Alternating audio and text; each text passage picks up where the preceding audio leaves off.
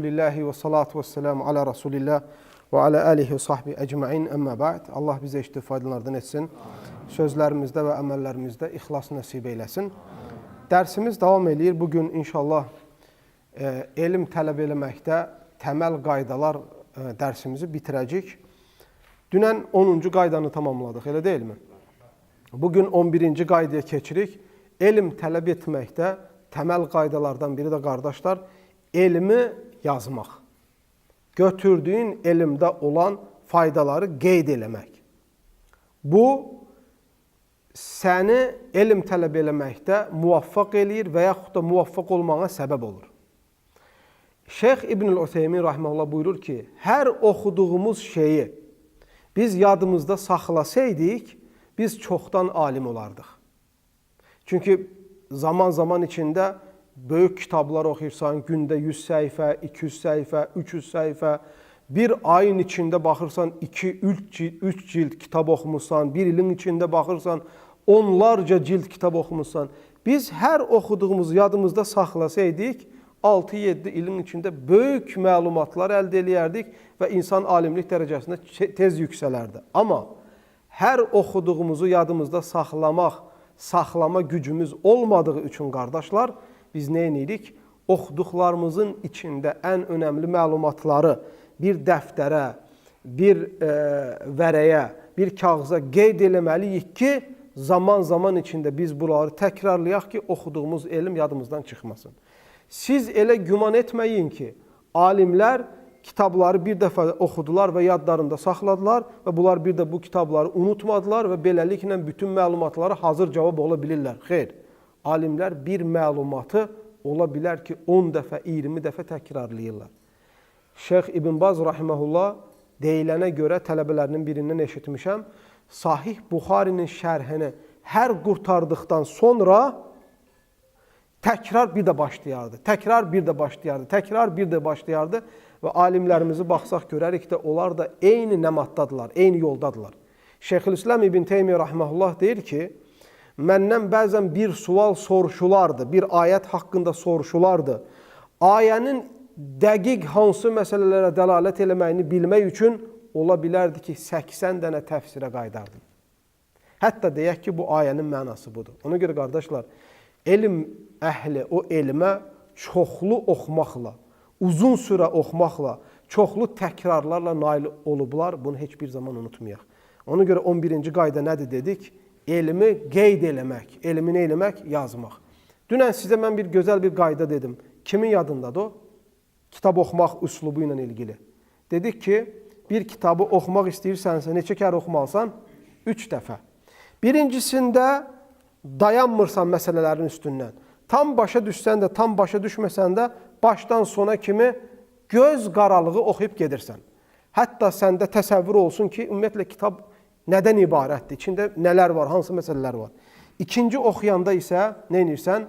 Başa düşmədən hər cümləni, hər sətri ikinci səhifəyə keçmirsən. Başa düşə-düşə. Üçüncü oxuyanda isə içindən götürdüyün faydaları müstəqil bir dəftərə qeyd eləyərək oxu. Və beləliklə, biz ola bilsin bir kitabı oxuyub bitirdikdən sonra ikinci onu oxumağa vaxtımız olmuyor. Amma o kitabın içindən çıxardıb qeyd elədiyimiz məlumatları 10 səhifə, 20 səhifəni tez oxumaq fürsətlərimiz olacaq.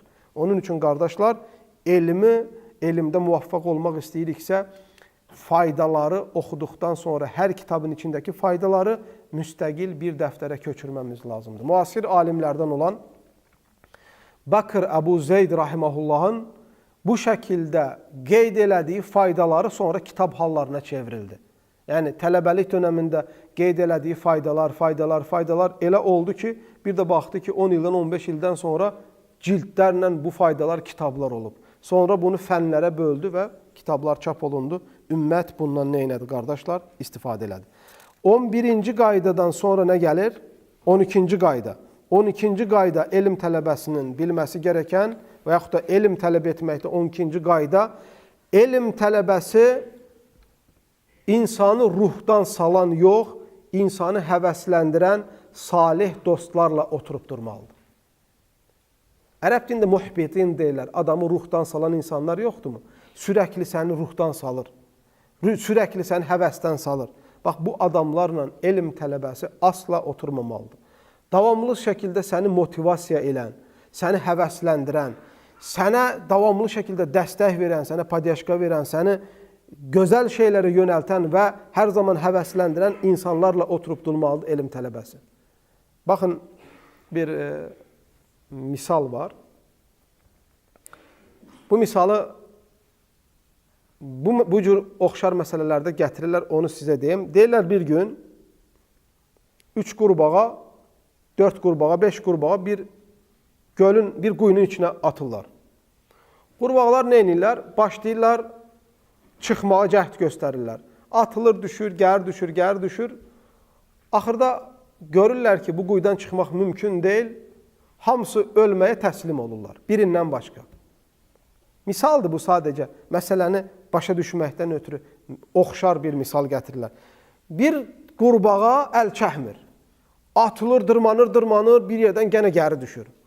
Bir də onu görür ki, aşağıdakı qurbağalar hamısı nəsə buna ağızları ilə nəsə deyirlər. Onlar da deyirlər ki, yəni yoxlama, denəmə, boşuna, sən çıxa bilməyəcəksən, özü əziyyət vermə, elə də öləsiyik, gəl belə elə.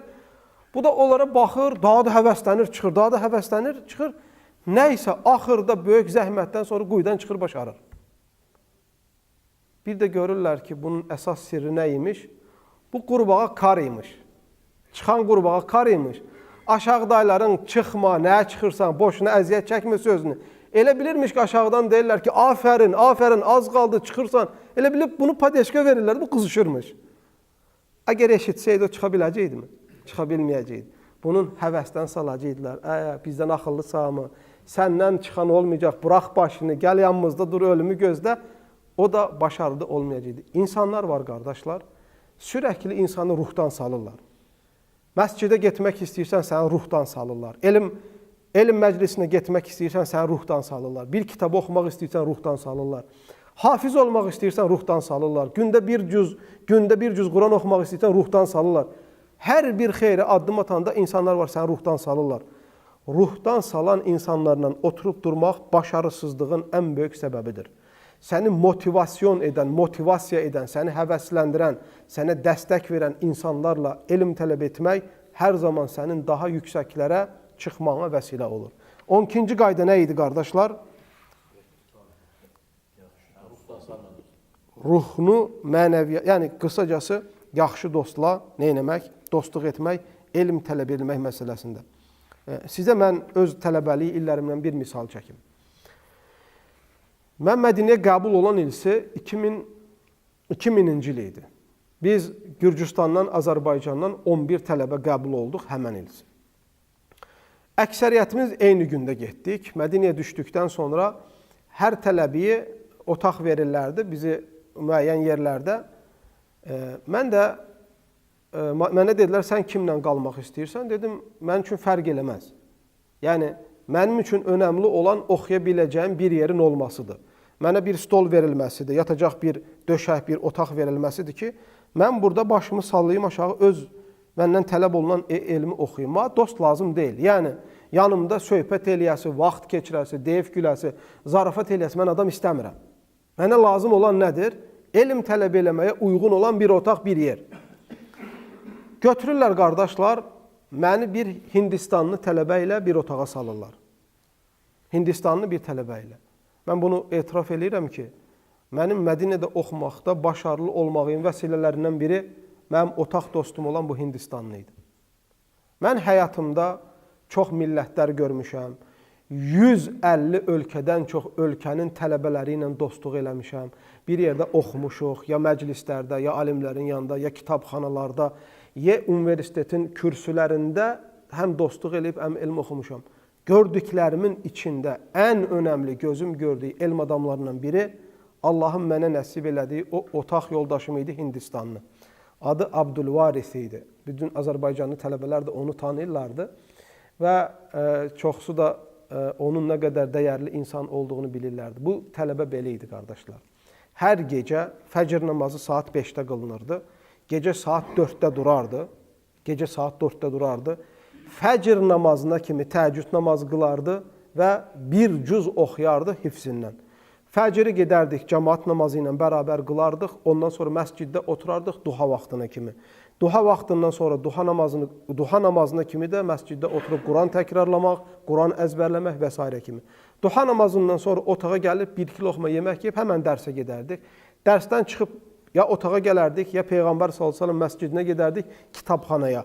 Ta əsrə kimi. Əsrdən sonra da yenə davam eləyərdik məğribə kimi. Məğriblə işanın arası da Mədinədə Peyğəmbər s.ə.v məscidində olan alimlərin dərsinə gedərdik.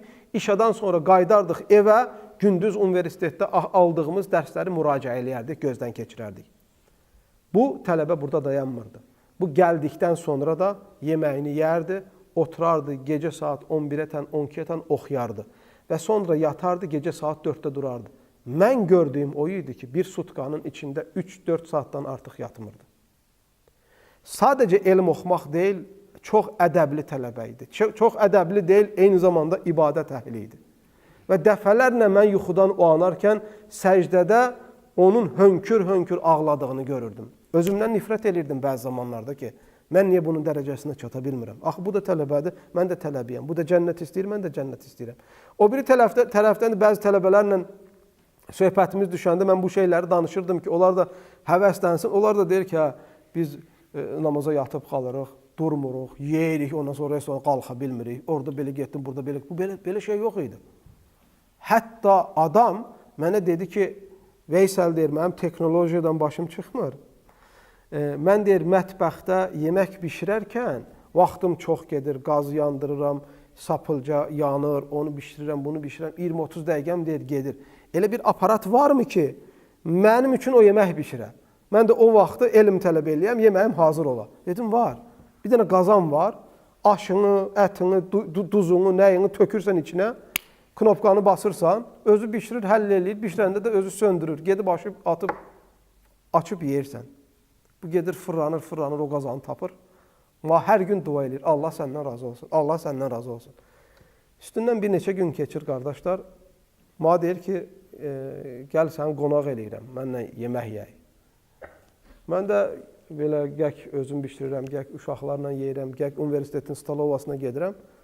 Deyirəm, yeyək. Qazanı açdı, aş bişirib, içində heç nə yoxdur. Ət yoxdur, yanında pendir yoxdur, böyründə salata yoxdur. Allahsa kömək olsun, aşın içində yağsa da tökməyib. Mən nə yeyim yəni? Deyirəm, nə yeyim da? Yəni, şikayət eləmək kimi bir şey çıxır. Deyir, xoşun gəl, ye. Xoşun gəlmə, davay dur, çıx getmə. Hə, cəmaat acından ölürsən, aşı bəyənmirsən. Yəni, bildim söhbətin haraya gedəcəyini, misallar gətirəcək, xurma ilə yaşayanlar və s. kimi. Hə, belə. Bu, tələbə qardaşlar, nə qədər mənim həvəslənməyimə vəsilə olurdu. Nə qədər həvəslənməyimə. Bəzən yatmaq istəyirdim. Amma onun böyrümdə ibadətini görəndə yerdən nifrət eləməyə başlayırdım. Özümdən nifrət eləməyə başlayırdım. Və onun nə qədər öndə olduğunu görürdüm. Ən azından iləri keçməyə şansım olmasa da ona oxşamağa çalışırdım. Və bu, əlhəmdülillah, bir çox şeylərdə Allahın köməyi ilə başarılı olmağımıza vəsilə oldu. Bu, salih dostların vəsilələrindəndir. 13-cü qayda nədir, qardaşlar? Elm tələb etməkdə. Elm tələbələrinin aralarında mütləq rəhmət və bir-birlərini bağışlamaq olmalıdır. Elm tələbələri bir-birinə qarşı insaflı olmalıdır. Elm tələbələri bir-birinə qarşı kin güdməməlidir. Elm tələbələri bir-birinə qarşı insanlara nifrət etdirməməlidir. Elm tələbələri insanları şəxsi mənfəətlərinə görə bölməyə çalışmamalardır. Elm tələbələri insanların arasında sevgi, sağlam əqidə, məhəbbət, bağışlamaq, iman və huzur yaymağa çalışmalıdır. Elm tələbələri bir-birinin torbasını tikib, bir-birini gözdən salmaq üçün ən belə də elementar və dəyərsiz bəhanələrə əl atmamalıdır. Elm tələbəsində önəmli olan ən gözəl sifətlərdən biri budur. Əgər bir elm tələbəsi bu gözəl sifətdə muvaffaq olarsa, Allah ona elm qapısını və elm yolunda muvaffaqiyyətini neyinər, qardaşlar? Açar. 14-cü qayda nədir, qardaşlar? 14-cü qayda nədir? Keçməmişik. Hələ keçməmişik. 14-cü qaydanı indi keçirik. 14-cü qayda elm tələbəsi mübahisədən uzaq durmalıdır. Nədən uzaq durmalıdır, qardaşlar? Razborka, spor. Başa düşürsünüz, mənim ən nifrət elədiyim şeylərdən budur. Bəzən məcburən bu ixtilaf qardaşların arasında olan şeylərə girmək zorunda qalıb. Sonra da özümdən nifrət eləyirəm ki, mən gör vaxtımı nəyə keçirəm də. Bu çox pis şeydir, qardaşlar. İnsanın qəlbini qaraldan, insanın imanını azaldan, insana çox mənfi təsir göstərən şeylərdən biridir. Bugün bir çox insanlar var ki, məşhurlaşmaq üçün mübahisələri seçirlər.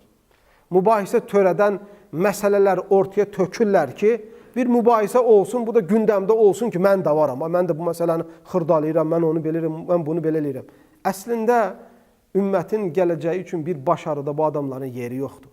Bu adamlara baxsan, həyatlarında bir məscid inşasında bir rolları yoxdur, mədrəsə inşasında bir rolları yoxdur, bir nəsil tərbiyəsində bir rolları yoxdur və yaxud da ümmətin və millətin islahatında bir rolu yoxdur. Elm tələb eləməkdə əslində rolu yoxdur və yaxud da elmin səmərəsi olan böyük əməllərdə bu insanların rolu yoxdur. Fasiq, cahil yaşayırlar, sadəcə ixtilafla, mübahisələrlə gündəmdə qalmağa çalışırlar. Belə bir sifət daşımaq insanın doğru elm almasına manidir. Belə bir sifət daşımaq nəyə manidir? Bunu gözünüzü açsanız, İslam aləminin ən böyük dərdlərindən birinin bunun olduğunu görəcəksiniz. Yatmış məsələlər, yəni ümmət üçün önəmli olmayan məsələləri gündəmə gətirərək gündəmdə qalmağa çalışan bir toplum var. Bir də hər məsələdə mübahisə. Mübahisə iblisin yoludur. Mübahisə, qardaşlar, riyakarların yoludur. Əhl-i sünnə vəl cəmaənin alimləri zərurət olmasa mübahisəyə əsla girməzlər. Zərurət olmasa. Mübahisəyə girdikləri zaman nəfslərinin qələbə çalması üçün addım atmazlar. Haqqın ortaya çıxması üçün bunu eləyərlər. Hətta düşmənlərinə belə zülm eləməzlər, iftira atmazlar. Onu şəxsi prinsiplərinə görə gözdən salmağa deyil, hətta düşmənlərinə belə rəhmətlə davranmağa çalışırlar. Gerçək elm əhlinin sifəti budur. Bugün nə qədər görürsünüz ki, bəzi dəvətçilər var, bəzi elm tələbələri var. Bütün günü ümmət onlardan böyük kitabların şərhini gözləyərkən, tövhid kitablarının şərhini gözləyərkən, hədis kitablarının şərhini gözləyərkən, imanlarını artırmaq üçün onların moizələrini gözləyərkən, bunlar otururlar, bu onun dalı ilə danışır, o bunun dalı ilə danışır. Bu ona söz atır, o buna rədd eləyir. Və boşu-boşuna daha böyük fayda verməyə qadir olduqlarına rağmen boşu-boşuna daha əhəmiyyətsiz şeylərlə həm vaxtlarını, həm ümməti məşğul edirlər. Bu da bu cür olmaq insanı gerçək elm almağına mane olur və başarısız olmaqlarını nə edir? Vəsilə olur. 15-ci qayda nədir, qardaşlar? 15-ci qayda? Bir mömin bir yerdən 2 dəfə vurulmur. Düzdürmü? 15-ci qayda bir elm tələbəsi mütləq müəllimi ilə ədəbli olmalıdır. Bax, itirdiyimiz şeylərdən biri də budur. Qaşıq çömçədən yekə olub ya. Tələbə belə müəllimin belə çıxmağa çalışır ya. Ən böyük müsibətlərdən biri budur ki, bugün tələbələr müəllimlərinə qarşı olan ədəbi ayaqlar altına atıblar və bu şeydə sinifdə qalıblar. Bir insan müəlliminə qarşı ədəbsiz olarsa, Allah nə onun elminə, nə onun ömrünə bərəkət verməz, bunu unutmayın. Sahabələr asilik elirdim, qardaşlar, günahları var idi mi? Günahları var idi. Sahabələrdən bizim düşdüyümüz günahlar kimi hər cür günaha düşən var. Sahabələrdən biri Rasulullah s.ə.və qarşı ədəbsizliyi elədiyi gəlibmi? Hörmətsizliyi elədiyi gəlibmi? Sahabələr Rasulullah s.ə.v müdafiəsində canlarını ortaya qoyurlardı. Heç bir dənə sən doğru iman gətirmiş bir tələbəni üzərində haqqı olan adama qarşı tərbiyəsiz etdiyini görmərsən. Tarix buna şahiddir, qardaşlar. Hansı insanı gözünüzü açıb görsəniz bu həyatda şeyxlərinə qarşı, müəllimlərinə qarşı ədəbsizdir, hörmətsizdir, bu insanlar həyatda ən güvənsiz, ən etibarsız, və həyatlarında, mallarında, pullarında ən bərəkətsiz insanlardır. Bunu unutmayın. Bir adamı görsəniz ki, çox elm almayıb, amma bərəkətlidir. Bilin, bunun səbəblərindən biri o adam müəllimlərinə qarşı, şeyxlərinə qarşı göstərdiyi ədəbdəndir bu. Bu bir din məsələsidir, qardaşlar. Bu bir seçənək məsələsi deyil. Bu bir din məsələsidir. İmam İbn-i Qayyim rahiməhullah İbn Teymiyyədən danışanda gözləri yaşarardı. Gözləri yaşarardı. İbn Teymiyyə onun hidayətinə səbəb olduğu üçün bunu gözünün önünə gətirərdi və onun haqqında danışanda şey olardı. İmam Əhməd İbn Həmbəl, İmam-ı Şəfi oturan tərəfə ayağını uzatmazdı ki, mən ondan elm alıram, müəllimə qarşı mən necə ayağımı uzada bilirəm. Bugün bizim tələbələrimiz az qalır bizi döyə. Bizim tələbələrimiz imkanı olsa, ən pis şeyləri bizə yapışdırmağa çalışar. Öz mənfəətinə görə səni ayaqlar altına atar. Bərəkət olarım, qardaşlar, belə şeydir. Ədəb, ədəb, ədəb. Ədəb olmayan şeyin, nə saqqalı, ədəbi olmayan adamın, nə saqqalı ona fayda verməyəcək, nə qaş-qabaq baxmaları, nə özünü ciddi aparmaları, nə özünü elmə oxşatmaları, nə onun heç bir şey fayda verməyəcək. Ədəb hər şeydən öndə gəlir. Ona görə fikir verin. İbn-i Qayyim rahiməhullah ədəbdən danışarkən buyurur ki, insan ən birinci Allahla ədəbli olmalıdır. Sonra Rasulullah s.ə.v ilə ədəbli olmalıdır. Sonra valideynləri ilə ədəbli olmalıdır. Sonra onun hər hansı bir dini şey öyrənməsində vəsilə olan müəllimləri ilə. Sələflərdən bir çoxları deyil ki, mən elə bir dəfə dua eləmədim ki, elm aldığım insanları da o duayım içinə qatmayam. Çünki onların mənim üzərimdə haqqı olduğu üçün. Mən bir dua eləyirəmsə, o duanı mənə öyrədən deyir, o adam idi. O vəsilə olur. Ona görə müəllimlərimizə dua etməmiz, müəllimlərimizi xeyirlə anmamız, müəllimlərimizi müdafiə etməmiz, onların arxalarında durmamız, bu bizim həm kişi olmağımızın əlamətidir, həm dürüst müsəlman olmağımızın əlamətidir. Həm Allah Azza və Cəllənin bizə əmr etdiyi tövsiyələrindəndir, həm Rasulullah s.ə.v vəsiyyətidir. Unutmayın, həm də Peyğəmbər s.ə.v vəsiyyətidir bu. Hansı ki, Rasulullah s.ə.v deyir ki, biz Peyğəmbərlər özlərindən sonra mal pul qoyub getmirlər. Peyğəmbərlər nə qoyub gedirlər? Elm qoyub gedirlər. Kim bu elmdən bir şey alırsa, Peyğəmbərlərin mirasından bir pay götürmüşdür. Bugün biz bir adamdan bir şey öyrəniriksə, qiyamətə gün onun haqqı bizim üzərimizdə davam edir. Bu, müəllimlərə qarşı, müəllimlərimizə qarşı, şeyxlərimizə qarşı olan, qardaşlar, ədəbsizlik üstündən keçiləsi məsələ deyil. Üstündən keçiləsi məsələ deyil. Bir çox münafiqlər, nifaq dolu təbəqələr bir tələbənin müəlliminə qarşı hörmətini, mərifətini, ona qarşı olan əxlaqını görəndə adamları korlamaq üçün deyirlər ki, bu ona yaltaqlanır. Bir tələbə müəllimlə niyə yaltaqlansın ki? Abdullah ibn Məsud radiyallahu, Abdullah ibn Abbasın tələbələri evinin qabağında yatırlardı ki, Abdullah ibn Abbas radiyallahu anh evdən çıxanla bir getsinlər yanına, yaxlaşıb bir şey öyrənsinlər. Abdullah ibn Abbas radiyallahu anhuma Rasulullah s.ə.v-in evinin qabağında yatırdı ki, Rasulullah s.ə.v çıxanla bir gedib ondan bir dini məsələ öyrənsin. Bu yaltaqlıq deyil. Ənəs ibn Məlik radiyallahu anhu Rasulullah s.ə.v ayaqqabısını aparardı, oraya qoyardı. Ayağını Rasulullah s.ə.v yemək istəyəndə corabını soyundurardı. Və Peyğəmbər s.ə.v başının üstə durardı. Bu yaltaqlıq deyil. Bu, üzərimizdə əməyi olan adama göstərdiyimiz hörmətdir, göstərdiyimiz ehtiramdır. Peyğəmbər s.ə.v-in əmsindən soruşurlar Abbasdan ki, sən mi böyüksən yaşda, yoxsa Muhammed sallallahu aleyhi və səlləm mi? Deyir, Muhammed sallallahu aleyhi və səlləm məndən böyükdür, amma mən ondan tez doğulmuşam. Ədəbə baxın, böyük sözünü özünə iqadir eləmir desin. Ədəbdir bu. Bu yaltaqlıq deyil, qardaşlar. Hər zaman dəyərli insanların qədrini bilir. Bir küçə uşağı bir alimin qədrini bilə bilərmi? Bilərəm, qardaşlar. Namussuz bir adam namusun nə olduğunu bilə bilərmi? Bilə bilməz. Ona görə gözəl bir söz var elm əhlinin. Lə ya'rifu li əhlil fadli fadləhu illə əhlül fadl. Nə deməkdir bu, Yusuf? Fəzilət əhlinin fəzilətini ancaq fəzilət əhli bilər. Düzdürmü?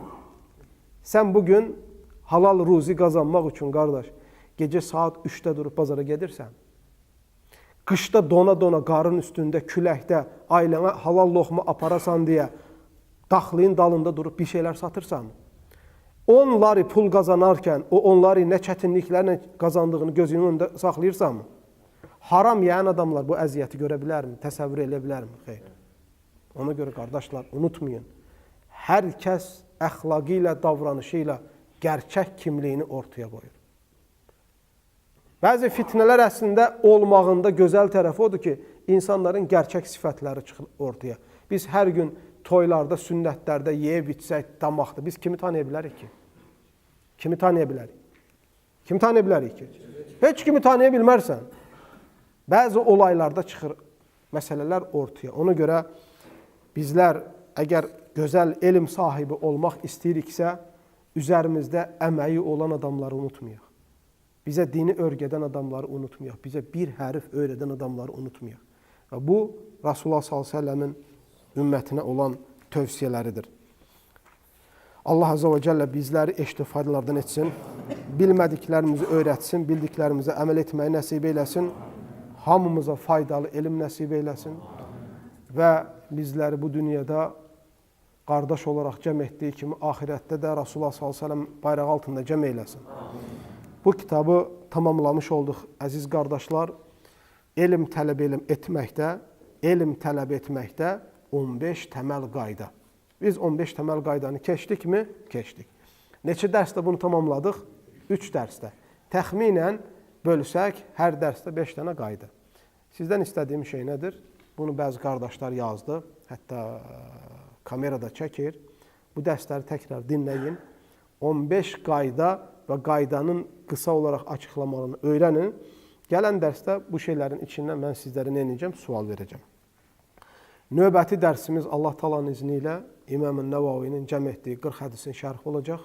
Dediyim kimi, nə çox uzatmayacaq, nə də çox qısa eləməyəcək. Müxtəsər şəkildə şərh eləməyə çalışacaq. Elə ki, ən azından bir dərsdə 3 dənə hədis keçə bilək, 4 dənə hədis keçə bilək. Bunu bitirər-bitirməz, ondan sonra tövhid kitablarından birindən keçəcək. Bunu bitirər-bitirməz, ümmətin dahi liderlərinin həyatını keçəcək. Ümmətin dahi liderlərinin həyatını, hətta bilək ki, bu dünyada kimlər gəlib, kimlər gedib, hətta onlara özümüzü oxşatmağa çalışaq. Təşəbbəhu bil-kirami illəm təkum misləhum fə innə təşəbbuha bil-kirami fələhu. Ərəbcə bir şeirdir. Siz qurtuluşa varan başarılı insanlara oxşamağa çalışın, onlar kimi olmasanız da. Çünki onlara oxşamağa çalışmaq qurtuluşa aparan bir yoldur. Və sallallahu və səlləm və bərik alə nəbinə Muhammedin və alə alihi və sahbihi əcmain.